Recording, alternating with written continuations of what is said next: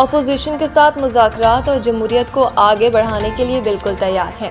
رانا ثناءاللہ نجی T V کے programme میں گفتگو کرتے ہوئے سینیٹر رانا ثناءاللہ کا کہنا تھا کہ D G I S P R نے پہلے بھی متعدد موقعوں پر کہا کہ فوج کا مینڈیٹ یہ نہیں کہ وہ سیاسی جماعتوں سے مذاکرات کرے، مذاکرات سیاسی پارٹیوں میں ہی ہوتے ہیں اور یہ انہی کا مینڈیٹ ہے۔ انہوں نے کہا کہ حکومت اپوزیشن کے ساتھ سیاسی ڈائیلاگ جمہوریت کو آگے بڑھانے کے لیے بالکل تیار ہے۔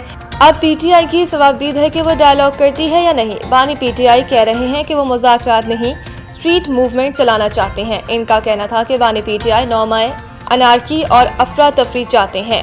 ان کا ایجنڈا واضح ہے۔ وزیر اعلیٰ کے پی کے سہیل افریدی بانی کے کہنے پر ادھر ادھر دوڑ رہے ہیں۔ پی ٹی آئی کی پہیہ جام ہڑتال بری طرح ناکام ہو گئی، عوام ان کی ہڑتال کو بری طرح مسترد کرے گی۔ رانا ثناءاللہ نے کہا کہ پی کی حکومت کا افغانستان کے حوالے سے موقف انتہائی غیر ذمہ دارانہ، قابل مذمت اور قومی مفادات کے خلاف ہے۔